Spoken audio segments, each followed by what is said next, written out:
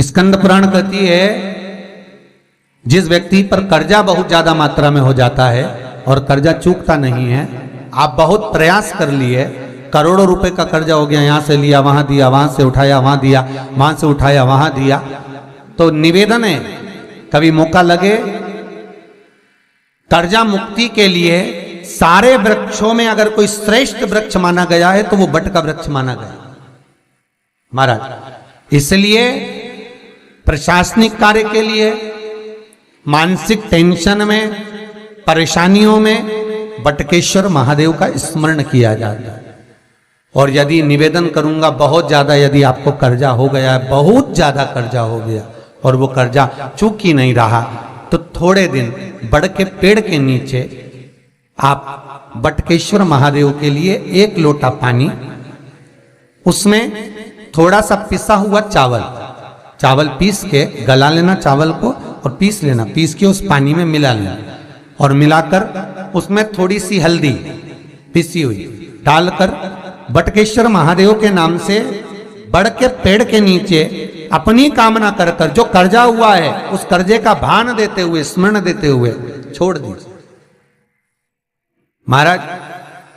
2 या 3 सोमवार एक ही जगह पर करना, 3 सोमवार बाद वहीं से बड़ के पेड़ की थोड़ी सी जड़ उठा लाना और उस जड़ को एक कोई धागे में बांधकर या तो अपनी गले में डाल लो या अपनी जेब में पटक लो, उसको थोड़े दिन पटक कर रखना, लगभग 2 से 3 महीना पटक कर रखो।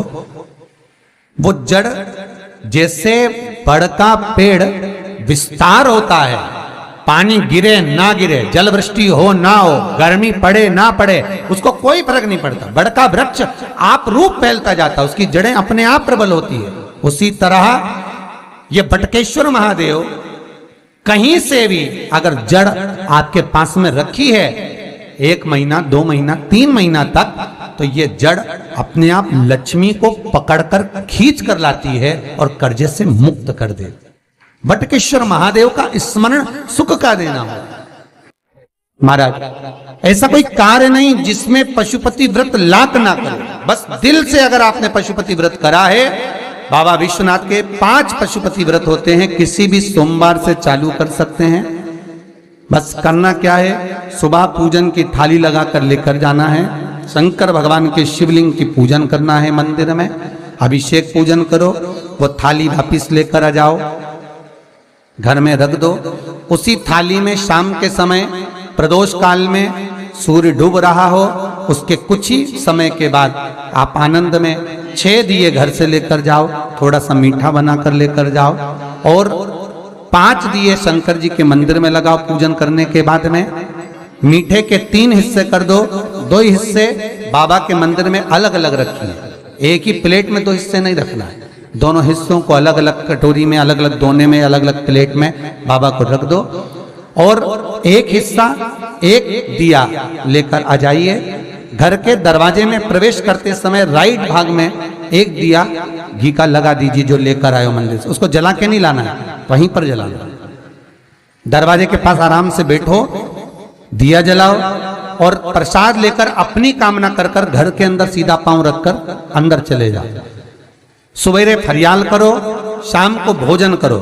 जब भोजन करो उस समय पर जो मीठे का आपने भोग लगाया था भोलेनाथ जी को, जिसका एक हिस्सा लेकर आए हो, सबसे पहले भोजन में वो हिस्सा खा।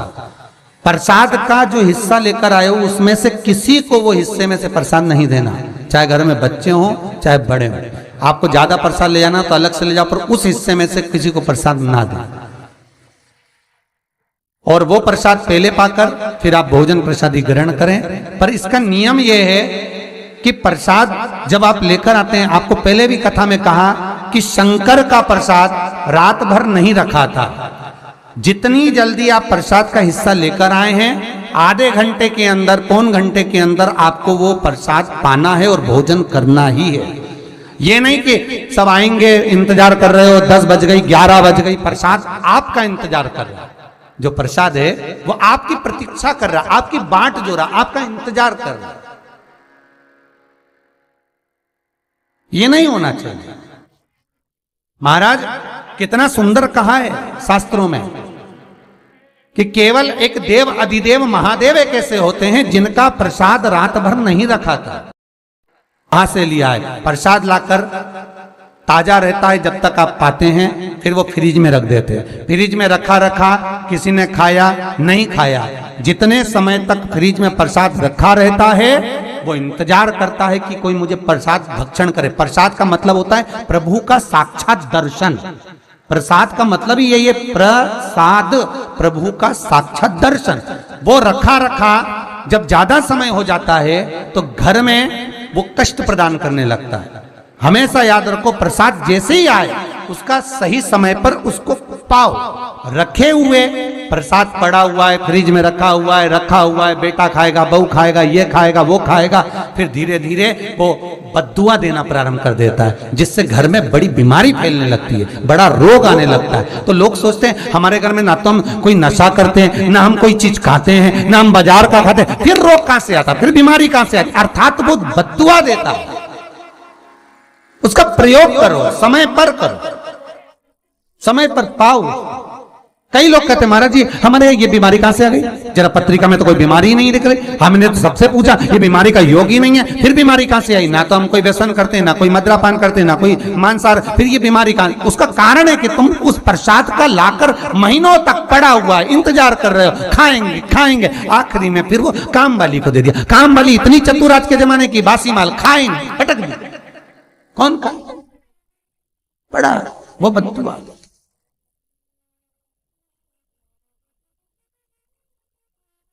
जितना आपको पाना है, जितना आपको लेना है, उतना प्रयोग करो। ज्यादा रखकर बहुत दिनों तक पड़ा है, थोर रखी है, मोहन थाल रखा है, लड्डू रखा है, पेड़ा रखा है, कुछ सामान रखा, नहीं नहीं भाई, जितना बने उतना लाओ, नहीं तो किसी को तुरंत बांट दो, समापन करो। पर अपने यहां पर बहुत दिन तक रखकर उसका बाबा स्वयं, मेरा श्री जी बाबा, मेरे तिरुपति बाबा, मेरा गोवर्धन नाथ, मेरा भोलेनाथ, उस प्रसाद के रूप में तुम्हारे घर में कितने दिन इंतजार करे कि मैं तेरे भीतर प्रवेश करूं, पर तू कराए नहीं, पड़ा है, रखा रहने दो, मन नहीं करता।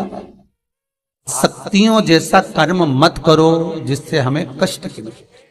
कई लोग कहते हैं हमने पशुपति व्रत करा, हमारा बहुत काम हुआ। कई लोग कहते हैं हमने करा पर हमको अभी तक का। उसका कारण है कि तुम बहुत देर तक प्रसाद को इंतजार करा रहे हो, तो बाबा भी आपको इंतजार करा रहा है, मेरा विश्वनाथ भी इंतजार कर रहा है।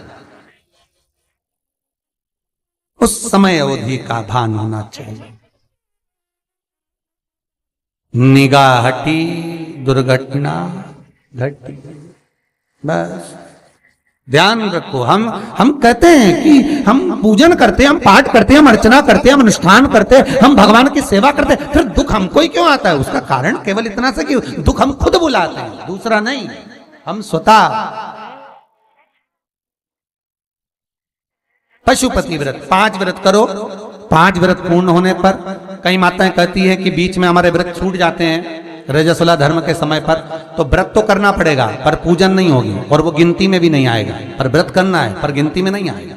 मार पूजन भले मत करो, 7 दिन बाद आप जो व्रत करें वो अपने ऊपर है, पर गिनती में नहीं आएगा। व्रत करना पड़ेगा। गिनती में तब आएगा जब दरवाजे पर आप दिया लगाएंगे, जितने दिए आपने लगाए उसी गिनती में आएगा। और महाराज 5 व्रत जब पूर्ण हो जाए, 5वां व्रत रहे, तब एक नरियल श्रीफल, उस पर एक मोली नाड़ा लच्छा लपेट कर, उस पे 11 रुपए रखकर, कोई आपको किसी को ना भोजन कराना है ना भंडारा करना है, केवल मोली लच्छा लपेट कर 11 रुपए रखकर बाबा विश्वनाथ के सम्मुख में शंकर जी की वो जलाधारी जो गोल है माता जगत जननी का हस्तकमल, उसी पर रख देना है। विनती कर देना, बाबा मेरी ये कामना से मैंने ये व्रत किया। जो पशुपति व्रत स्कंद पुराण में, लिंग पुराण में, नर्मदा पुराण में, शिव महापुराण में, पद्म पुराण के अंदर वर्णन किया, वो व्रत मैंने किया। बाबा मेरे इस व्रत को स्वीकार करना, मेरी कामना पूर्ण करना। बाबा को झोली पसार कर प्रणाम करो और अपने घर को चल जाओ। बस यही 5 व्रत का विधान है। पशुपति व्रत ऐसा कोई काम नहीं जो ना हो, बस दिल से अगर व्रत किया है तो बाबा मनोकामना पूर्ण तो करे ही है।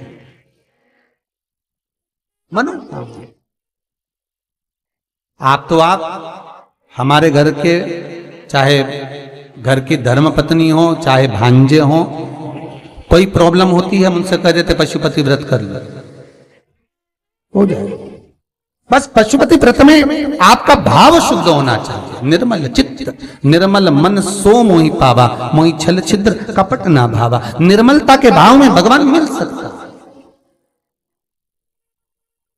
और फिर निवेदन करूंगा, एक लोटा पानी चढ़ाओ ना चढ़ाओ, पर बाबा से दिल से आप मिलो तो, एक बार दिल से उससे कहो तो। शिव शंकर का पशुपति व्रत केवल सांसारिक मनुष्य ही नहीं करता, ये पशुपति व्रत देवता भी करते, देवता